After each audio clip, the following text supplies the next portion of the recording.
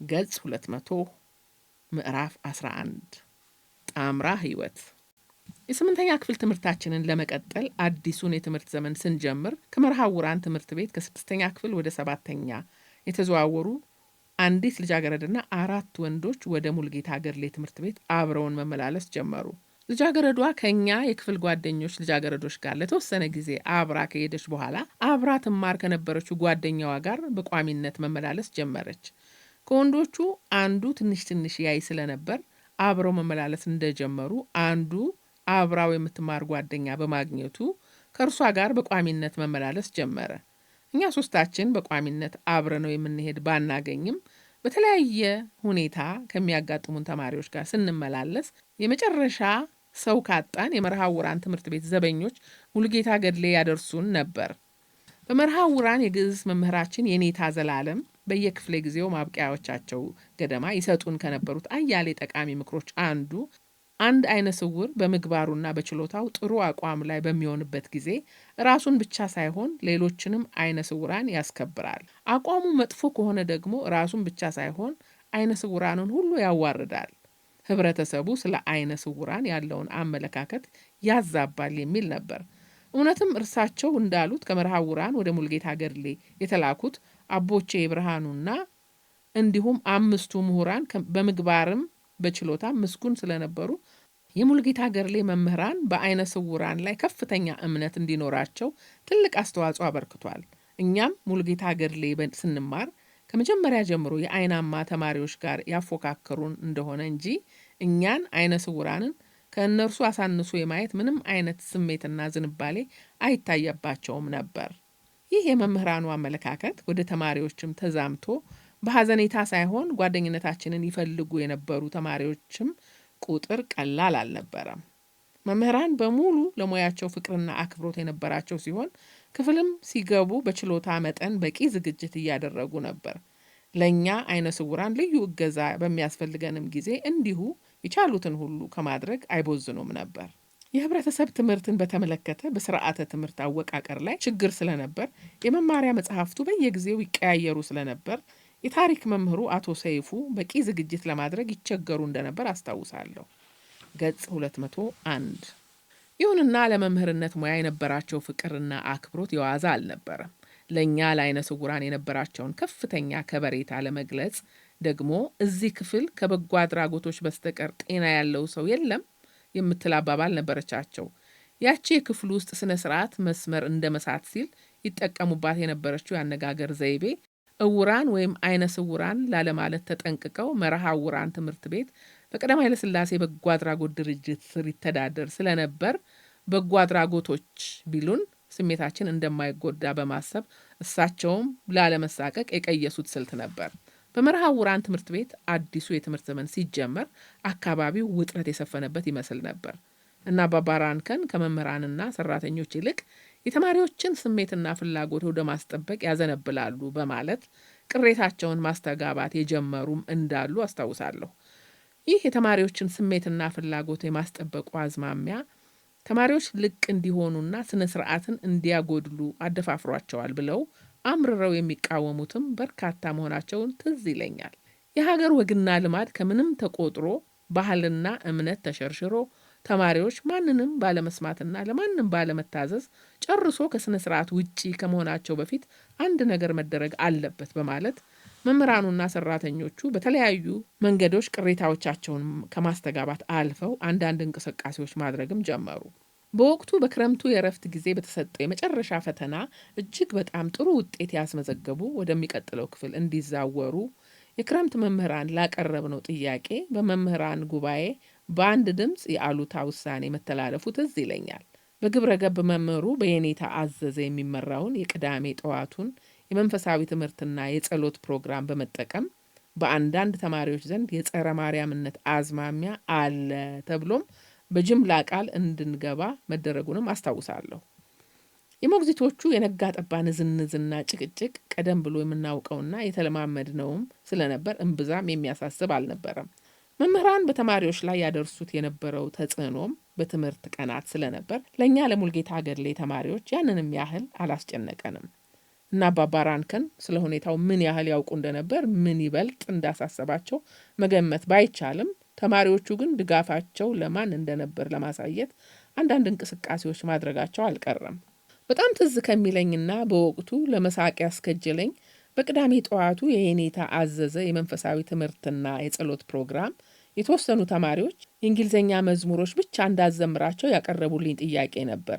ይህ የኔታን ለማናደድ የተደረገው ነገር ሳይሆን አይቀርም ለቅድስት ድንግል ማርያም ያለንን ታማኝነት በመሐላ እንድናረጋግጥ ቃል እስከ ማስገባት የደረሰው። ጉዳዩ ይበልጥ እየተካረረ ሲሄድ የተወሰኑ መምህራን በቀጥታ አባባ ራንከን ላይ በማነጣጠር ተሰናባሽ ተማሪዎች አልፎ አልፎ በእንግድነት ወደ ትምህርት ቤቱ መምጣታቸው የበጀት ጉድለት ሊያስከትል እንደሚችል ለቀዳማዊ ኃይለ ሥላሴ በጎ አድራጎት ድርጅት ደብዳቤ ጻፉ። ገጽ 202። ይህም አልበቃ ብሎ በአጠቃላይ ተማሪዎች ከስነ ስርዓት ውጭ እንደሆንን ለሀገር ወግ፣ ልማድ፣ ባህልና እምነት ጨርሶ ደንታ እንደሌለን አሳበቁ። ለነዚያም ለእነ አባባ ራንከን ቸልተኝነትና አይዟችሁ ባይነት የልብ ልብ የሰጠን አስመስሎ ሁኔታውን ከመጠን በላይ በማጋነን ከቀዳማዊ ኃይለ ሥላሴ በጎ አድራጎት ድርጅት የሥራ ኃላፊዎች ጋር በሚስጥር በመላላክ ጣልቃ እንዲገቡ አደረጉ። እቅዳቸውን ለማስፈጸም አመቺ ሆኖ ያገኙት አባባ ራንከን ለሥራ ጉዳይ ወደ ድርጅቱ የሚሄዱበትን ቀን ነበር። በዕለቱ ወይዘሪት ሶፊያ ዘካሪያስና አቶ ጌታቸው ደስታ የተወሰኑ መምህራንና ሞግዚቶች በተገኙበት ከጠዋቱ የጸሎት ፕሮግራም በኋላ ሳንበታተን እኛን ተማሪዎችን ሰብስበው ቀደም ብሎ በተነገራቸው መሰረት ወቀሳና ግሳጼ ማስጠንቀቂያ ጭምር አዥጎደጎዱብን። በአንድ በኩል ለሀገር ኩራት፣ ለብሔራዊ ስሜትና ለሃይማኖት ቀናኢነት ከፍተኛ አጽንኦት በመስጠት በሌላ በኩል ደግሞ የፈረንጆቹ ቆይታ ጊዜያዊ ሆኖ የሚያዛልቁን የኛው የሀገራችን ሰዎች እንደሆኑ መገንዘብ እንዳለብን በምሳሌ ጭምር አብራሩልን። በእርግጥ እንደው ለወጉ አብራሩልን አልኩ እንጂ ማስፈራሪያ ነበር። ስብሰባው ከወቀሳና ግሳጼ ማስጠንቀቂያም ጭምር አልፎ ወደ ውይይት ቢያመራ ኖሮ በጥያቄና መልስ ወደ አላስፈላጊ አተካራ ሊገባ ይችል ነበር። የፈለጉትን መልእክት አስተላልፈው ስብሰባው ከተበተነ በኋላ በእኛ በኩል የተወሰነ ግራ መጋባት ቢኖርም ስብሰባው የተካሄደው እና አባባ ራንከን በሌሉበት ስለነበር ያንንም ያህል አልተደናገጥንም፣ አልተረበሽንም። በማግስቱ እሁድ ጠዋት አባባ ራንከን የጸሎት ስነ ስርዓት ከመጀመሩ በፊት ቁጣና ንዴት በተቀላቀለበት ድምፅ እርሳቸው በሌሉበት ስለተፈጸመው ነገር ማዘናቸውን ገልጸው ለደረሰብን ስነ ልቦናዊ ጉዳት ይቅርታ ጠየቁን። በማግስቱ ሰኞ አባባ ራንከን እርሳቸው ሳያውቁት የተካሄደው ስብሰባ ከሕግ ውጪ በመሆኑ ወይዘሪት ሶፊያና የድርጅቱ ዋና አስተዳዳሪ አቶ አበበ ከበደ ባሉበት አባባ ራንከንን ይቅርታ እንዲጠይቁ ተደረገ። በዚያም ውዝግቡ ሙሉ በሙሉ እልባት ባያገኝም ለጊዜውም ቢሆን ረገብ አለ። 1960 የመርሃ ውራን ትምህርት ቤት የተጓዳኝ ትምህርትና ማህበራዊ እንቅስቃሴዎች ከፍተኛ ለውጦች የታዩበት ዓመት ነበር። የኔም ተሳትፎና የኃላፊነት ድርሻ እንዲሁ በከፍተኛ ሁኔታ አደገ። ከትምህርት ቤቱ ዋና ፒያኒስትነት ኳየሩና ከሃርሞኒካ ባንዱ መሪነት በተጨማሪም በክረምቱ የእረፍት ጊዜ ተቋርጦ የነበረው የክርክርና ውይይት ክበብ ስራ ሲጀምር ተሰናባቹ ጓደኛዬን ዕቁበ ጊዜን በመተካት ሁለተኛው የክበቡ ፕሬዝዳንት ሆኜ ተመረጥኩ። በዕውራን ድምፅ መጽሔት ላይም የይድረስ ለዕውራን አምድ አዘጋጅነቴን አላቋረጥኩም። በቀደመው ዓመት ማብቂያ ትምህርት ቤት ከመዘጋቱ በፊት በአዲስ መልክ ያደራጀነውን ቤተ መጽሐፍት አገልግሎቱን ለማስቀጠል ኃላፊነቱን የወሰድኩ ቢሆንም የነበረኝን የሥራ መደራረብ ከግምት ውስጥ በማስገባት እገዛ እንደሚያስፈልገኝ በመታመኑ ቀስ በቀስ ጋሽ መርሻ ኃላፊነቱን እንዲረከበኝ ተደረገ። ይሁንና በነበረኝ የተጣበበ ጊዜም ቢሆን መጽሐፍ የማስተካከል አዳዲስ መጽሐፍት የመመዝገብና በውሰት የመጡትን እና ከአንባቢያን የተመለሱትን የመከታተልና የመቆጣጠሩንም ስራ አላቋረጥኩም። ገጽ 203 የአውሮፓውያኑ 1960ዎቹ ዓመታት በዚያን ዘመን ለነበረው የትኛውም ወጣት የተለየ ተደርገው የሚቆጠሩ ሲሆኑ እኛም አገር ወርቃማው ዘመን እየተባሉ ይጠሩ ነበር። በእኔ ምልከታ ዘመኑን ልዩና ወርቃማ ሊያሰኙ የቻሉ አያሌ ክስተቶች ቢኖሩም ለእኛ ከጉርምስና ወደ ወጣትነት በማኮብኮብ ላይ ለነበር ነው ተማሪዎች መገለጫው ሙዚቃ ነበር ቢባል የሚያስኬድ ይመስለኛል። ለዘመን መለወጫ ከቀዳማዊ ኃይለ ሥላሴ ቲያትር በቀጥታ በሬዲዮ ይተላለፍ በነበረው የሙዚቃ ዝግጅት በየዓመቱ በድምፃውያን ቅላጼ፣ በሙዚቃ ቅንብር፣ በዜማዎቹ ጥራት፣ በግጥሞቹ ብስለት፣ በመሳሪያ ተጫዋቾቹ ያጫዋወት ብቃትና ቅልጥፍና ከአመት ወደ አመት ከፍተኛ ለውጦች የነበሩ ቢሆንም በእኔ አስተያየት ግን በ1960 መባቻ የቀረበው ዝግጅት የተዋጣለት ነበር።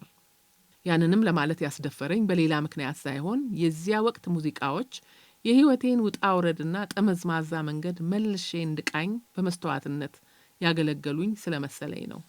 እንዲያው ለነገሩ ትኩረቴ በቀዳማዊ ኃይለ ሥላሴ ቲያትር ሙዚቃዎች ላይ ሆኖ ነው እንጂ በሁሉም የሙዚቃ ክፍሎች፣ በፖሊስ ሰራዊት፣ በምድር ጦር፣ በክብር ዘበኛ፣ በሀገር ፍቅር፣ በሌሎችም በጊዜው በነበሩ የሙዚቃ ክፍሎች በ1960 የህዝብን ቀልብ ለመሳብ የተደረገው ጥረት እጅግ ከፍተኛ፣ የተገኘውም ውጤት በጣም አርኪ ነበር። ለእኔ በግሌ አንጀቴ ውስጥ የገቡት ከአንጋፋዎቹ ምኒልክ ወስናቸው በአጭር ጊዜ ዝነኛ ከሆኑት ደግሞ መልካሙ ተበጀ ተጠቃሽ ናቸው። ከመልካሙ ዘፈኖች እንደ ገነት ፍሬ፣ የሲዳሞ ቆንጆ፣ አልጓጓም የመሳሰሉት ከፉጨትና ከእንጉርጉሮ አልፌ በፒያኖ የመሞካክራቸው ሲሆኑ ሂሩትዬ የተባለው ዘፈን ግን ከእውን አልፎ በህልሜም እየሰማሁት የሚያባነነኝ ጊዜ ነበር። ያም የሆነው አለ ምክንያት አልነበረም።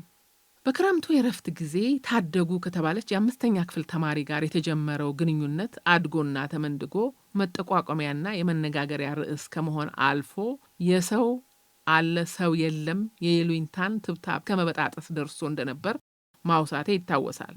ታደጉ ቤተሰቦቿ ያወጡላት ስም ሲሆን በራሷ ምርጫ ጓደኞቿ ሂሩት እያሉ ነበር የሚጠሯት። እናም ሂሩትዬ በተዘፈነ ቁጥር አብሬያት የሆንኩ ቢመስለኝ እምብዛም የሚያስገርም አይደለም። ሌላም ከህይወቴ ጋር የሚተሳሰር ሙዚቃ ላክል።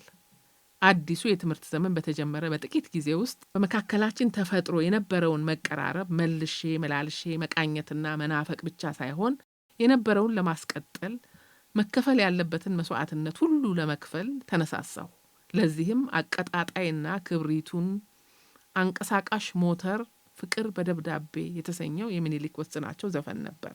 ዝናባማውንና ቀዝቃዛውን የክረምት ወቅት ሳናስበውና ሳናውቀው በጉጉት የተፈላለግንበትና በስሜት የተዋህድንበት ያ ወርቃማ አጭር ጊዜ እንደ ዘበት እንዴት ይረሳል? ለማስቀጠልስ ምን ያቅታል? የሚል ሐሳብ ያዘለች ትንሽ ደብዳቤ ስፈራ ስቸር ጽፌ እንዴት እንደማቀብላት ሳስብ ያም ራሱን የቻለ ጣጣ ኖሮት ትንሽ ካወጣሁና ካወረድኩ በኋላ እርግጠኛ ባልሆንም ለራሴ አሳቻ መስሎ በተሰማኝ ቦታና ወቅት በአንድ ልቤ የመጣው ይምጣ፣ በሌላው ጎኔ ያየ ሰው ይፍረደኝ በማለት ለራሷ በእጇ ሰጠኋት። ምን ሲደረግ ወይ ፍንክች ያባቢላዋ ልጅ በሚል ልብን በመከርቸም አይነት መጽሐፉም ዝም ቄሱም ዝም ቢሆንብኝ ያንኑ የመሰለ ደብዳቤ እንደገና እንደ በፊቱ ለራሷ አቀበልኳት። ገጽ 204። መቼም ሰው ትዕግስተኛ የሚሆነው ወይ ነገሮችን በማመዛዘን አለዚያም አማራጭ በማጣት ነውና እኔም ሌላ ምንም አማራጭ ስላልነበረኝ የፈጀውን ያህል ጊዜ ይፍጅ በማለት በትዕግስት ጠብቄ ከብዙ ቀናት በኋላ ያለፈው እንዳለፈና ስለ ነገሩ ማሰብ እንደማትፈልግ የሚገልጽ ደብዳቤ ጻፈችልኝ። ደብዳቤውን በማድረስ ረገድ ዘዴዋ ከኔ በጣም የተሻለ ነበር። ለምን ቢባል ያቀበለችኝ ደብዳቤውን እንደማታነበው እርግጠኛ በሆነችባት ልጅ ነበር። የሆነው ሆኖ ለዚያ ለመጀመሪያው ደብዳቤ የተሰጠኝ መልስ የመጨረሻው ነው ብዬ አላመንኩም። ገርሞኛል፣ ደንቆኛል፣ አልቻልኩም አስቤ እንዴት ሊሆን ቻለ ፍቅር በደብዳቤ ለሰሚው ግራ ነው እንዲህ ያለ ቁጣ በደብዳቤ ብቻ ፍቅር ከየት ይምጣ የተሰኘው የሚኒሊክ ወስናቸው ዘፈን ሌትም ቀንም በጆሮዬን እያንቃጨለ ደብዳቤ መጻፌን ቀጠልኩ። በእርሷም በኩል ሁኔታዎች ቀስ በቀስ እየተለዋወጡ ለቀቅ ማለት ጀመረች። በሐዘኔታም ይሁን በራሷ በኩል በተቀሰቀሰ ትዝታ ግትርነቷ እየሟሸሸ እዚህም እዚያም መልካም ቃላት ጣል ጣል የተደረጉበት አጭር ደብዳቤ ጻፈችልኝ። በዚያ ወቅት ነገሮችን ጠለቅ ብሎ ለመመራመር አቅሙና ችሎታው ባይኖረኝም ከጊዜ በኋላ ዞር ብዬ ሁኔታውን ስቃኝ ግን የሰው ልጅ የትዕግስትና የተስፋን ጸጋ ባይታደል ኖሮ ሕይወት ጣሟ ምንኛ መራራ ይሆን እንደነበረ ማሰቤ አልቀረም።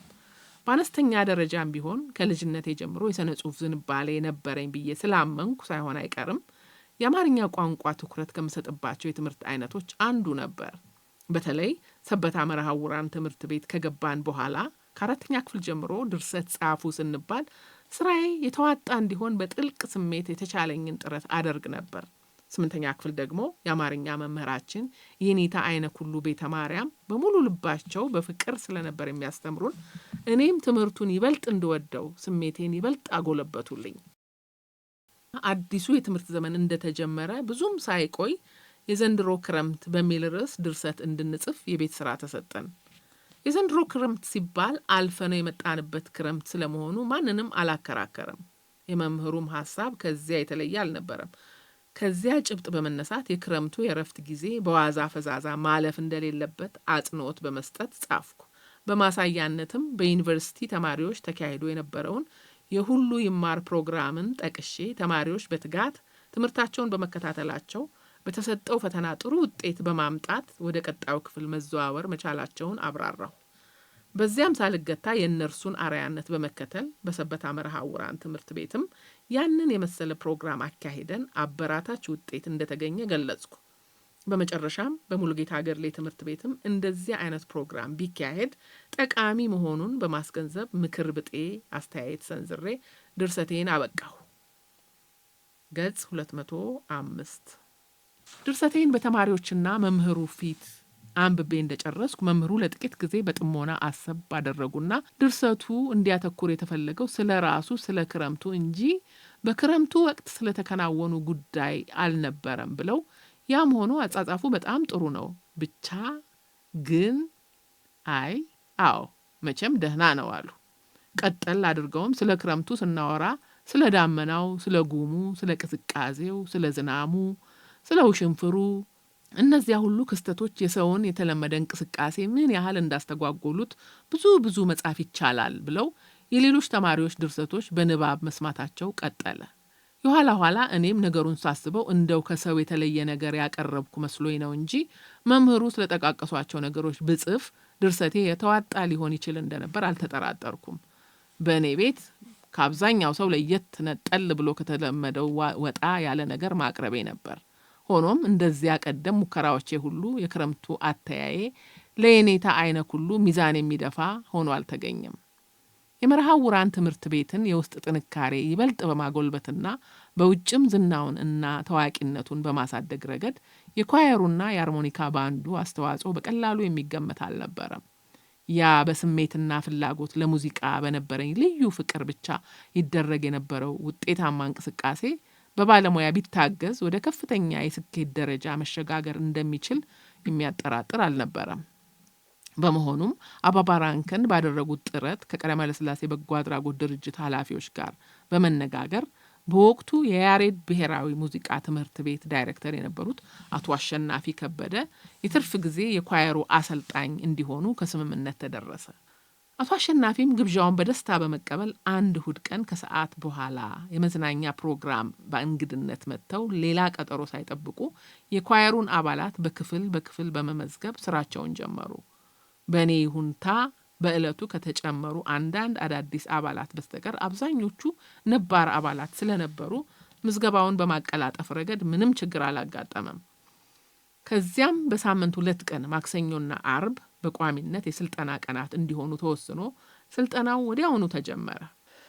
ሙሉጌታ ገርሌ እንማር የነበርነው የኳየሩ አባላት ለ10 ሰዓት እንድንደርስ የመጨረሻው ክፍለ ጊዜ ጥቂት ደቂቃ ሲቀረው ወደ መርሐውራን መምጣት ስለነበረብን ያም ለተወሰነ ጊዜ በሙሉጌታ ገርሌ ዳይሬክተር በአቶ ተሾመ በኩል መጠነኛ ተቃውሞ አስነሳ።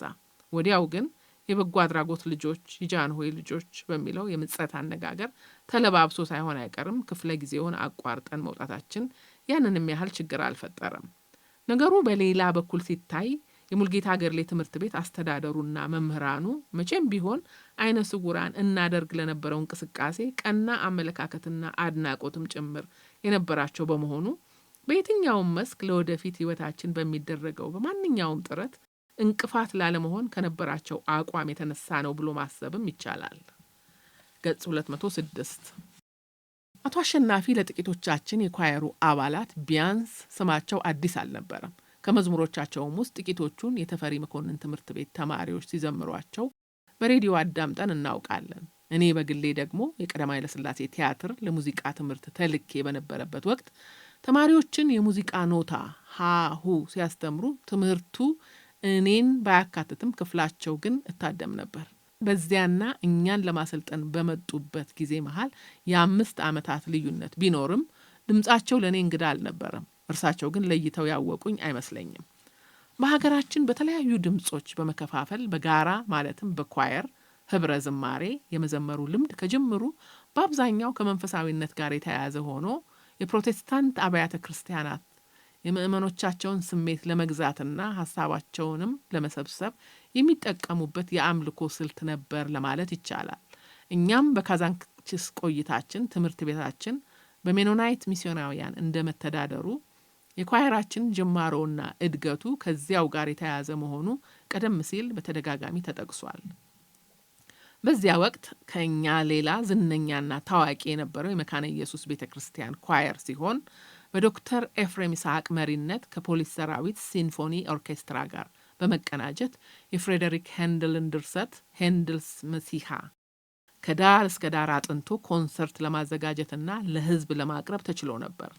የኋላ ኋላ ኳየር ህብረ ዝማሬ የግድ መንፈሳዊ ይዘት ያለው ብቻ መሆን አይኖርበትም ከሚል እሳቤ በመነሳት በአርመኑ ተወላጅ ሙሴ ነርሲስ ናልባንዲያን አሰልጣኝነትና መሪነት የተለያዩ እንቅስቃሴዎች ተጀምረው ነበር። ከነዚህም ውስጥ የናዝሬት ትምህርት ቤት ልጃገረዶችና የአዲስ አበባ ዩኒቨርሲቲ ወንዶች ጥምረት ፈጥረው በወቅቱ ተወዳጅ የሆኑ የአማርኛ ዘፈኖችን በሬዲዮ ማስደመጥ የጀመሩበት ጊዜ ጊሊ ክለብ አንዱ ነው። ያኔ እንደተረዳሁትና አሁንም እንደሚመስለኝ አቶ አሸናፊ ከበደ የኛን የሰበታ መርሃውራን ትምህርት ቤት ኳየር እንዲያሰለጥኑ የተመረጡት በነበራቸው ልምድና የሙያ ብቃት ብቻ ሲሆን ይህም የተለያዩ ዓላማዎች እንዳሉት ግልጽ ነበር። ቀዳሚው ያለንን አቅም በወጉ ማውጣት ማስፈለጉ ይመስላል። ሁለተኛው ትምህርት ቤቱን ይበልጥ ከማስተዋወቅ ጋር ይተሳሰራል። ሶስተኛው ድርጅቱ ለተለማቸው እቅዶች ከህዝብ ጋር የመገናኛ መንገድ ይሆነኛል በሚል ስሜት ይመስላል። አቶ አሸናፊ አይነ ስውራንን ለመጀመሪያ ጊዜ ሲያዩ እንዴት መቅረብ እንዳለባቸው ግራ እንደሚገባቸው ሰዎች ጨርሶ አልተቸገሩም። በቡድንም ሆነ በግል ጠንካራና ደካማ ጎኖቻችንን ለመረዳት እንደየባህሪያችንና እንደ ችሎታችን ለማስተናገድ ሲያስፈልግም ለመቆጣት ምንም ያህል ጊዜ አልፈጀባቸውም። የኳየሩ ቋሚ የስልጠና ፕሮግራም መስመር ከያዘ በኋላ አርሞኒካ ባንዱ ወደ ባህላዊና ዘመናዊ ኦርኬስትራ ለማሸጋገር የተነደፈው እቅድ በተግባር የሚተረጎምበት ሁኔታ ተመቻቸ። ቀደም ሲል እንደተወሳው ከ3 ዓመታት በፊት በወቅቱ የዛምቢያ ፕሬዝዳንት የነበሩት ዶክተር ኬኔት ካውንዳ ትምህርት ቤቱን ለመጎብኘት ተገኝተው በነበረበት ወቅት በኳየሩ በተዘመረው የእንኳን ደህና መጡ መዝሙር በመደሰት 5,000 ብር ገደማ መለገሳቸው የሚታወስ ነው። ገጽ 207 በገንዘቡም በስማቸው የሚጠራ ኦርኬስትራ ለማቋቋም ታቅዶ ስለነበር የአቶ አሸናፊ መምጣት እቅዱን በፍጥነት ተግባራዊ ለማድረግ ጥሩ አጋጣሚ ፈጠረ። የሙዚቃ መሳሪያዎች ግዢ ባጭር ጊዜ ከተከናወነ በኋላ የያሬድ ሙዚቃ ትምህርት ቤት መምህራን በዚያው በያሬድ ልዩ ስልጠና የሚሰጡበት ስልት ተቀየሰ። በስልጠናው ለመሳተፍ እድል ያገኘነው ከአርሞኒካ ባንዱ አባላት የተወሰነን ስንሆን ከጥቂት ጊዜያት በኋላ 2 ልጃገረዶች ተቀላቀሉ። ለስልጠናው የወጣው ፕሮግራም ሰኞና አርብ ከሰዓት በኋላ በመሆኑ የትምህርት ሰዓታችንን መሻማቱ ባይቀርም ፈቃድ እንዲሰጠን ከመርሃውራን ትምህርት ቤት ለሙልጌታ ገርሌ ትምህርት ቤት ለእኔና ለሌላ አሰልጣኝ ደብዳቤ ተጻፈልን። ዳይሬክተሩ አቶ ተሾመ እንዲሁ በማለት ደብዳቤው የትምህርት ገበታ ረግጣችሁ እንድትሄዱ ነው ይበሉ እንጂ ፈቃዱን ለመስጠት ግን አላንገራገሩ። አሰልጣኞቻችን ከያሬድ የሙዚቃ ትምህርት ቤት መምህራን በባህል አቶ መላኩ ገላውና አቶ አለማየሁ ፈንታ፣ በዘመናዊ ደግሞ አቶ በቀለ ገብረ ማርያም ነበሩ። ከባህሉም ከዘመናዊውም እንደየስሜታችን የፈለግናቸውን መሳሪያዎች ስንመርጥ እኔ የመረጥኩት ከባህል መሰንቆ፣ ከዘመናዊ ትራምፔት ነበር። በአንጻሩ የሁለቱ ልጃገረዶች ምርጫ ደግሞ ፒያኖ ሆነ። ይህ ስልጠና ቀድሞውኑ ሲወጠን ዓላማው ሙዚቃ ሰምቶ የማጣጣምና የመጫወት የተፈጥሮ ስጦታችንን ማዳበርና የተወሰነ የምንጫወትበትን እድል መፍጠርም ቢሆንም የኛ ለውጥ ግን ከተጠበቀው በላይ ነበር። በዚህም መምህራኖቻችን እና አቶ አሸናፊም ሳይቀሩ በሁኔታው በጣም ተገረሙ እና አባባራንከንም ስንጫወት አይተውን በጣም ተደሰቱ። ብቻ እኔ ትራምፔት ስጫወት ሲያዩኝ ፒያኖውን እርግፍ አድርጌ የተውኩት መስሏቸው በተለይ እማማራንከን ትንሽ ግራ ተጋብተው ነበር። ይሁንና ከአዲስ መሳሪያ ጋር ለመተዋወቅ እንጂ ፒያኖውን እንደማልተው ሲረዱ ወዲያው ተረጋጉ። ህይወትን በጨረፍታም ቢሆን መልሶ ለመቃኘትና ለማስቃኘት በሚደረገው ጥረት የታለፉ ገጠመኞችንና የተደረጉ እንቅስቃሴዎችን ሚዛኑን በጠበቀ መንገድ ትኩረት የሚሹትን እና የማይሹትን የመለየት ቅደም ተከተላቸውን መልክ የማስያዙ ተግዳሮት እጅግ ከፍተኛ መሆኑ የሚያከራክር አይመስለኝም። በ1950ዎቹ ማብቂያዎችና በ1960ዎቹ የመጀመሪያ ዓመታት መንግስታዊው የኢትዮጵያ ሬዲዮ በፕሮግራሞች ይዘት ረገድ ብዙ ለውጦች አድርጎ ነበር። ስለሆነም ከሻውል ባምነው እና ጌታቸው ደስታ የመዝናኛ ፕሮግራሞች በተጨማሪ የኪነ ጥበባት ጉዞ፣ ሳይንስና ህይወት፣ የአፍሪካ ፕሮግራም፣ መወያየት መልካምን የመሳሰሉ ትምህርታዊና አነቃቂ ፕሮግራሞች ጣቢያውን ይበልጥ ተደማጭ አደረጉት። በእንግሊዝኛ ቋንቋም ስፔክትረም 68 እና ገስት ኦፍ ዘ ዊክ የተሰኙ ፕሮግራሞች እንዲሁ ተወዳጅነትና ተደማጭነት አገኙ። ከመንግስታዊ ሬዲዮ ጣቢያ በተጨማሪ የዓለም ሉተራን ፌዴሬሽን ንብረት የነበረው የብስራተ ወንጌል ሬዲዮ ጣቢያ በአማርኛና በእንግሊዝኛ ቋንቋ ያስተላልፍ በነበረው ፕሮግራሙ የብዙዎችን ቀልብ መሳቡም ትዝ ይለኛል። በዚያ ወቅት በሁለቱም ሬዲዮ ጣቢያዎች እንደ ትልቅ ድክመትና ከፍተኛ ችግር ተቆጥሮ ተአማኒነታቸውን ጥያቄ ውስጥ ያስገባው በሀገር ውስጥና በዓለም አቀፍ ዜናዎች አመራረጥ ይደረግ የነበረው ብርቱ ጥንቃቄና ሳንሱር ነው። ገጽ 208 በሀገር ውስጥ ወቅታዊ ችግሮች ተድበስብሰውና ተሸፋፍነው ጥሩ ገጽታዎች ብቻ ይቀርቡ ነበር። በዓለም አቀፍ ዘገባዎችም የመንግስት ግልበጣዎች፣ የተቀናቃኝ ፖለቲከኞች ሽኩቻ እንዲሁም ህዝባዊ እንቅስቃሴዎች ለአመጽ ያነሳሳሉ በሚል ስጋት ታፍነው መቆየታቸው ትዝ ይለኛል። በዚህ መነሻም እገዳዎቹን ለመጣስና ዜናዎቹን በትኩሱ ለማግኘት ለውጭ ሬዲዮ ጣቢያዎች የበለጠ አክብሮት የሚሰጡ ሰዎች ነበሩ። ሌላው ቀርቶ በአማርኛ ቋንቋ ፕሮግራም ያስተላልፍ ለነበረው የሞቃዲሾ ሬዲዮ ጣቢያ የበለጠ ተአማኒነት ይሰጡ የነበሩም ቁጥራቸው ቀላል አይደለም። በዚያም ሆነ በዚህ በሀገር ውስጥ የተደረጉ አንዳንድ ነገሮች እንደታፈኑ ይቅሩ እንደሆን እንጂ በዓለም አቀፍ ደረጃ ትኩረት የሳቡ ዜናዎች ውለው አድረው መሰማታቸው የማይቀር ነበር። ስለሆነም የናይጄሪያው የእርስ በርስ ጦርነት፣ የቪየትናም ጦርነትና የአውሮፓና የሰሜን አሜሪካ ወጣቶች ጸረ መንግስት እንቅስቃሴዎች ሰፊ ሽፋን አገኙ። የናይጄሪያው የእርስ በርስ ጦርነት ኢቦ በመባል የሚታወቀው ጎሳ አባላት የሚበዙበትና የክርስትና እምነት ተከታዮች ምስራቃዊውን የናይጄሪያ ክፍለ ሀገር ከፌዴራል መንግስቱ ገንጥሎ ነፃ መንግስት ለማቋቋም የተካሄደ ነበር። የቪየትናም ጦርነት በአንጻሩ የቀድሞዋ ቅኝ ገዢ ፈረንሳይ በሀገሬው ህዝብ ቆራጥ ትግል ከተሸነፈች በኋላ በሩሲያና ቻይና ይደገፉ የነበሩ ኮሙኒስቶችና በአሜሪካ ይደገፉ የነበሩ የምዕራብ ርዕዮተ ዓለም አራማጆች የፈጠሩት ነው። አሜሪካውያኑ ቪየትናምን ማጣት መላው ደቡባዊ ምስራቅ እስያን ወደ ማጣት ሊደርስ ይችላል በሚል ስጋት ጦርነቱ ውስጥ ሙሉ በሙሉ በመነከራቸው የግዴታ ወታደራዊ ምልመላ በስራ ላይ እስከ መዋል ደርሰው ነበር። ያም ሁኔታ ስለ ጸረ መንግስቱ የወጣቶች እንቅስቃሴ እንደ ዋነኛ ምክንያት መሆኑ አልቀረም። የአሜሪካውያኑ ወጣቶች ተቃውሞ በሀገራቸው ብቻ የተገደበ አልነበረም። ይልቁንስ የአውሮፓ ወጣቶችም ልክ እንደ አሜሪካውያን አቻዎቻቸው ሁሉ ዋሽንግተን በቪየትናም ጦርነት ላይ ያላትን አቋም ነቅፈው ተሰለፉ። ይህ ነቀፌታና በስርዓቱ ላይ ማመጽም ሂፒ በመባል ይታወቅ የነበረው ፍልስፍና እንዲስፋፋ መንገድ ጠርጓል። ቁጥራቸው ቀላል የማይባሉ ወጣቶችም የወላጆቻቸውንና ያደጉበትን እምነት ገሸሽ እንዲያደርጉ እድል ፈጥሯል። የጠቅላላ እውቀት አድማሳችንን ለማስፋትና እግረ መንገዱንም ትምህርት ቤታችንን ከህብረተሰቡ ጋር ለማስተዋወቅ በአዲስ አበባና በአካባቢዋ የተለያዩ ተቋሞችን የመጎብኘት ፕሮግራም እንደነበር በቀደምት ምዕራፎች መወሳቱ ይታወሳል።